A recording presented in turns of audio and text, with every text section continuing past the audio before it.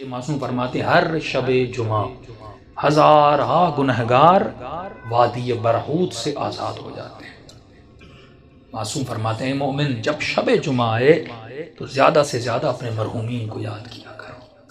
ایک روایت میں آئے فرمایا جن کے والدین مرحوم ہو گئے، فرمایا ہر شب جمعہ تمہاری بوڑھی ماں تمہارے در پہ آتی ہے، تمہارا بوڑھا باپ تمہارے گھر پہ آتا ہے اور کیا سوال کرنے آتی ہے، میرے لال مجھے کوئی خیرات دو، مجھے کوئی ثواب دو۔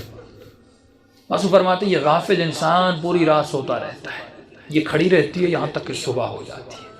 ملائک کہتے ہیں اب جانے کا وقت ہے، کہتی ہے نہیں اب اٹھے گا نماز پہ، مجھے کچھ نہ کچھ تو خیرات دے گا، لیکن فرماتے سورج نکل جاتا ہے، یہ غفلت کی نیند میں سوتا رہتا ہے۔ یہ بوڑھی ماں اور مرحوم روتا ہوا جاتا ہے اور کہتی ہے کہ میرے لال اگر تو آج مجھے کچھ دیتا تو میں بھی تمہارے لیے دعا کرتی۔ فرمایا والدین وہ واحد وجود ہے پروردگار عالم نے جو بنایا ہے، مرنے کے بعد بھی ماں کی دعا بیٹے کے حق میں قبول ہوتی ہے۔ یہاں تک فرمایا اگر پریشان ہو مصیبتوں میں ہو ماں کی قبر پہ چلے جاؤ، باپ کی قبر پہ چلے جاؤ، وہاں اس کے لیے کچھ مانگو اور دعا کرو، خدا اس کے صدقے میں، کیونکہ مرنے کے بعد بھی ماں بیٹے کی تکلیف کو دیکھنا پسند نہیں کرتی۔ تو تصور کرو اس دنیا میں جس کو اللہ نے ماں بنایا وہ ہماری تکلیفوں کو برداشت نہیں کرتی، اور مولا علی فرماتے ہیں کہ میں تمہارے باپ سے بھی زیادہ تم سے محبت کرتا ہوں۔ جناب سیدہ فرماتی ہیں ہم تمہاری ماؤں سے زیادہ تم سے محبت کرتے ہیں۔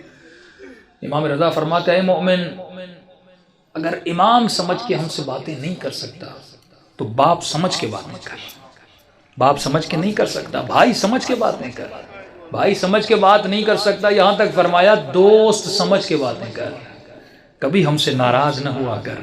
ایک مولا کا چاہنے والا گنہگار تھا، ساتویں امام کا زمانہ تھا، گلی پتلی سی تھی اور شراب کی اس میں عادت تھی، ہاتھ میں شراب تھا اور آگے بڑھ رہا تھا، سامنے امام کو آتے ہوئے دیکھا، شرمندہ ہوا کہ مولا کو کیسے میں فیس کروں گا، اس نے فوراً اپنا چہرہ دیوار کی طرف کر دیا تاکہ مولا گزر جائے اور مجھے نہ دیکھیں۔ امام جیسے آئے اس کے قریب آئے، اس کی پیٹھ پہ ہاتھ لگایا، کہا کہ اپنا منہ کیوں پھیرا ہے؟ فوراً اس نے چہرہ امام کا، مولا میں نے دیکھا نہیں، بہانہ بنایا۔ تو امام نے کہا ہاتھ میں کیا ہے؟ جھوٹ بولتا مولا سے، جس نے کہا کیسے بتاؤں ہاتھ میں شراب، اس نے جھوٹ بولا کہ مولا میرے